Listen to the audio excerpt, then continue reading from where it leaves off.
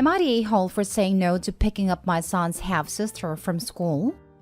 I am a single mom of 2 boys ages 11 and 10. Their father and I divorced 5 years ago after I learned he was cheating on me. He got her pregnant, either right before he told me and that was why he confessed, or right after. But our divorce was not an easy one. He wanted to stay friends when I could not even look at him after what he did. He and I were together for over 13 years. He was also a friend before he was my boyfriend/husband, and to have him betrayed me like that and treat me as he had was awful. He married his affair partner. They had a daughter within months of our separation, followed by a son after the divorce/their marriage. Last year, they lost a baby, which led to the discovery that his wife had cancer. What followed was a lot of fighting between the two of us again. He wanted me to help him and his wife out. He said their children, who are currently 5 and 3, needed family beyond just him and his wife. His own family disowned him for our divorce as they were extremely religious and she has no family. I told him it would be over my dead body I would help him. He argued that it was for the children, and if not for his kids with her, then for our boys, who could see their family heal and be one. I told him he stopped any chance of that happening when he cheated on me. What I did not expect was for him to tell his daughter's school to call me when she got sick. He was at work at a time and couldn't leave apparently because he had already missed a lot of work due to his wife, and she was home recovering from chemo. I got a call, was asked if I would pick her up, and I said no. Several hours later, I got reamed on the phone by him for leaving a sick child at school when I knew they had nobody. This is when he told me how he couldn't leave and how his wife was resting. I told him the babysitter for his son should have been called over me. He told me he was in daycare and that I should be ashamed because she was a sick child who was going through a lot, and I could have helped. He told me he hoped our sons are going to be ashamed of me. They aren't, and I argued back with him over the phone at a time. But I guess part of me does feel bad for the child. My sons also sensed an atmosphere while they were with their dad after the incident when they talked about me, and I hate that for them. Am I the a-hole? Now for the top comments. Not the a-hole. He has the nerve to try to manipulate you after cheating? Those aren't your kids and not your problem. I also feel bad for the girl, but it's his mess to solve.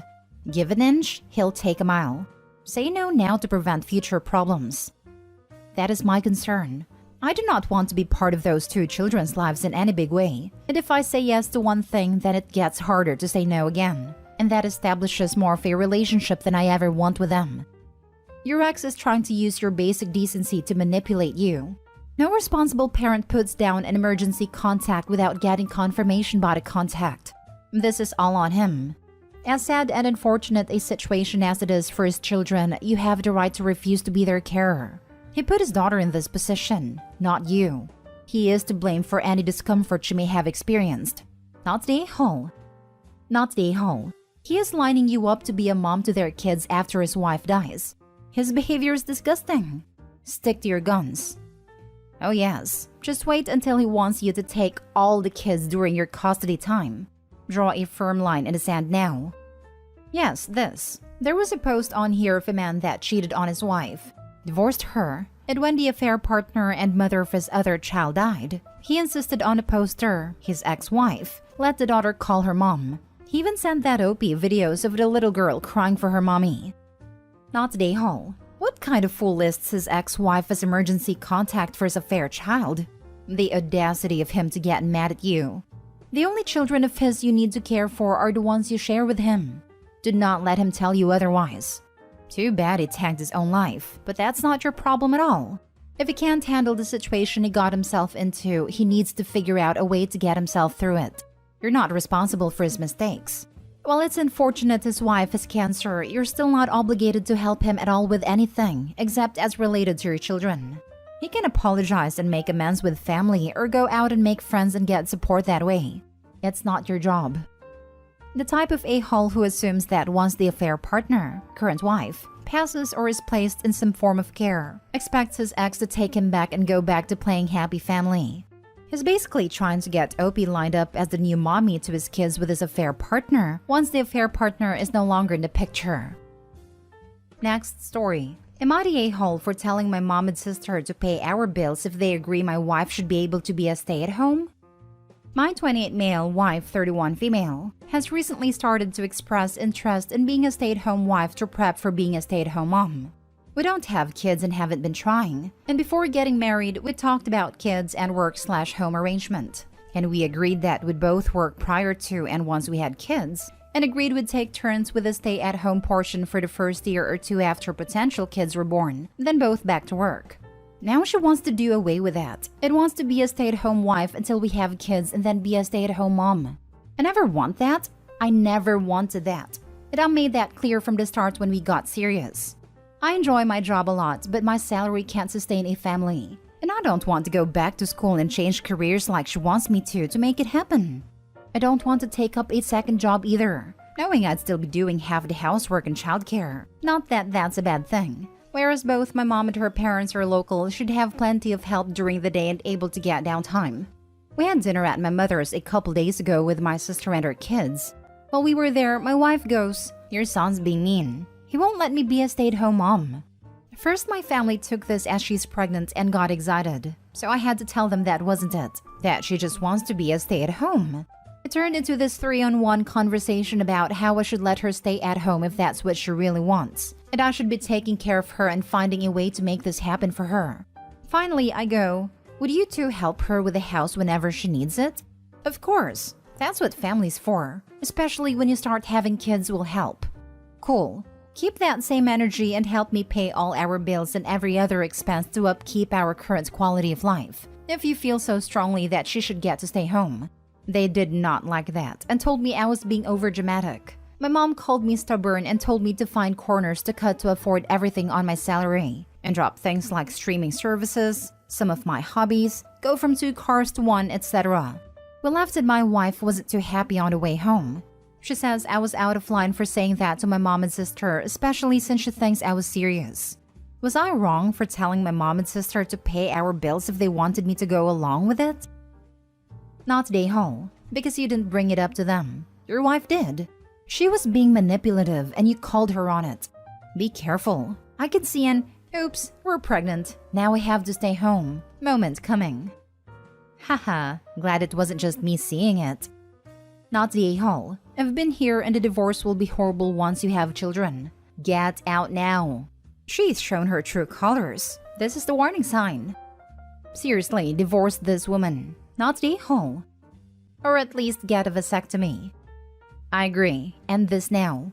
Being stay-at-home used to mean all husbands needed to do at home was mow the lawn, shovel snow, and take cars in for service. If her expectation is you will be doing half the housework and childcare when at home, don't come at me. I believe in involved parents of all genders, just making a point here. Plus working 2 jobs, or going to school while working to get a higher salary job you don't even want. When the agreement was you would take turns being stay-at-home after kids, that would be a big no for me. I found out after I was with someone for almost 2 years that he expected me to quit work, be a stay-at-home mom, plus have way more kids than I could mentally and physically handle. If you can do that, great, but it would have both broken me and been unfair to the kids. I thought he loved me for who I was, but it turned out he expected marriage to magically transform me. Not the a-hole. Good luck, Opie. Take care of you. Next story. Am I the a-hole for telling my sister to stop coming to me to complain about what my husband says to her? My female 31 sister, female 35, Claire, has struggled with her inability to have kids for years. She gets all kinds of questions from people about when she'll have kids, but somehow she focuses on what my husband says about the topic and complains about how he constantly makes backhanded comments about her inability to have kids. She once claimed he told her women in their 30s plus have lesser chances to bear children. Or that one time she claimed he mocked her infertility by calling her garden barren, just like her. I admit that my husband is the type to dish it out, but her complaining seemed excessive because she never liked him anyway. Last week, we got together for dinner at my parents' house. My sister came downstairs later while my mom and I were in the kitchen and told me that my husband suggested she backs out of her IVF treatment and find a better use for the money when she announced wanting to try IVF. She went on about how insensitive and hurtful his words were. I felt upset that I told her she was right to be mad, but she needed to stop coming to me complaining about him as if he was my son, and try to speak to him instead. She snapped at me saying she'll already talk to him, but since he's my husband and I brought him into the family, then I should be the one to handle him. I told her reasoning didn't make any sense, but she called me selfish and cruel just like him. It got so overwhelming when my mom sided with her, even going as far as to say I was enabling him. I left and went home. My husband said my sister is just being too sensitive because he was just giving his honest opinion when she brought up the IVF, and said that if she has an issue with him, he should tell him to his face. He also said that she's probably looking for an excuse to pick an argument with me, and that I was innocent and had nothing to do with this despite her trying to involve me. Neither she nor my parents are speaking to me as of now. Am I the a-hole? Now for the comments. You're the a-hole. Tell your husband to keep his mouth shut. My husband is the type to dish it out. No. Your husband is the a-hole that thinks it's appropriate to comment on your sister's body and reproductive issues. What an awful inconsiderate man you married, and you don't seem too far behind him. He is also the type to believe his opinion is relevant and that other people care to hear it. Hopefully someone clarifies to him that this is not the case, and since he is neither the sister's financial planner nor fertility doctor, he should sit back down. This right here. It's one thing, to be honest, if someone asks for your opinion. It's an entirely different thing to offer your opinion when it's neither wanted nor needed. My uncle is like this. If he's read a book or heard a podcast, he's an expert. Even if it's my field of study with advanced degrees in peer-reviewed publications. I'll never forget the look on his face when I said, well, that's a common misconception among people who only have a superficial understanding of the issue. If you want to dig deeper, I can send you some articles. My father kept it together but then left all the way home in the car because it had been years since someone stunned his younger brother like that. You're the a-hole. Fertility issues are incredibly personal, and your husband has absolutely no place dishing it out, as you call it, over something so personal and sensitive. And yes, she is sensitive. It's a sensitive topic, and you should be absolutely ashamed of your husband's abhorrent behavior. He is being a cruel, vindictive bully who needs to learn that every little thought that passes through his boy brain doesn't need to come out of his mouth. Furthermore, him specifically targeting your sister says he actually wants to be cruel and hurtful to her, and you enable him. Oh, don't come to me about his behavior. Why shouldn't she? You married the oaf. He's your responsibility. Or are you just happy that when your sister is around, he's not being a cruel, vindictive idiot to you? Could also be that it's the kind of crap Opie wants to say herself, but she knows that their family will be a lot less tolerant of that nonsense coming from her than her husband. Now for the last story. Am I the a-hole for saying my sister-in-law is not my nephew and niece's mom? We have some background here. My sister-in-law is my brother's second wife, and she's the stepmother to his 3 kids ages 17, 15, and 14.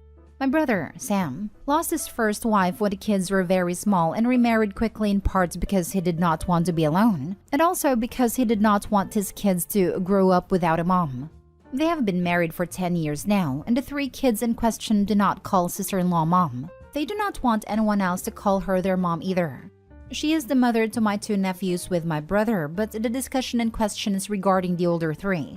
My brother and sister-in-law went to therapy with the kids out of concern that children so young were so resistant to calling a new mother figure mom, someone who loved them and was genuinely there wanting the best for them. They ended up blaming their maternal family for the lack of title for sister-in-law and attempted to cut them out of the children's lives when the maternal family refused to tell the kids they wanted them to call sister-in-law mom because she was mom now. The courts were brought in, and that put a stop to removing contact. Over the years, the kids have been corrected many times. There have also been many punishments given out because the kids rebel against sister-in-law and have said things to hurt her. It's basically one big fight at their house. The rest of my family are kind of mixed in all this, and some feel like Sam and sister-in-law are wrong to push, but others believe something is amiss because the kids have not mellowed out towards sister-in-law at all and still refuse to have anyone speak about her as their mom. I think they also believe their maternal side of the family are to blame and that they believe they are wrong for not encouraging it. I have spoken to my nephew and nieces, so I know their mom's family have never said anything. What they do is talk about their mom and share her memory with them, and it's led to a connection forming through the maternal family. I think it's unfair to keep pushing them to call sister-in-law mom, and I think a focus should have been put on giving them a happy home life versus pushing for something the kids have expressed they do not want. A few days ago, Sam and sister-in-law were talking to our family about the kids going back to school and how my 14-year-old niece corrected the school admin who referred to sister-in-law as her mom. Sister-in-law talked about how upset she was and how she doesn't understand how the kids can still be so wrong on this. Sam even said he wanted to pull his hair out. I suggested, and not for the first time, that they should come to terms with the reality of things. Sam replied the reality is sister-in-law is their mom and has been for 10 years. I told them the reality is sister-in-law is not their mom. She's their stepmother, and you can't force feelings on that to change. I am now considered the a-hole. They said I only hurt sister-in-law more and rubbed her face into rejection by saying it. Am I the a-hole? I read stories like this and think, how do these people not realize that by focusing on the title and trying to force a relationship which erases the deceased parent, they are nuking any chance of forming a good, loving step-parent relationship? Not the a-hole. I'm glad that these kids have someone on their dad's side of the family who understands. Your brother and his wife may be surprised in a few years when you have a better relationship with these 3 young adults than they do. I think sometimes people forget that kids, while young and not always knowing the best, are people with their own thoughts and feelings. Sometimes people see kids as people who can be totally molded, including their own feelings, but just like adults, those can be hard to develop towards certain people for a variety of reasons. And trying to force something before they're ready will cause them to dig in their heels, much as it would for an adult. Had they not insisted upon it so early and so aggressively, and instead allowed the kids time to develop a maternal bond, it might have happened naturally. Making it a point of contention cemented her position as stepmom in their hearts and minds forever.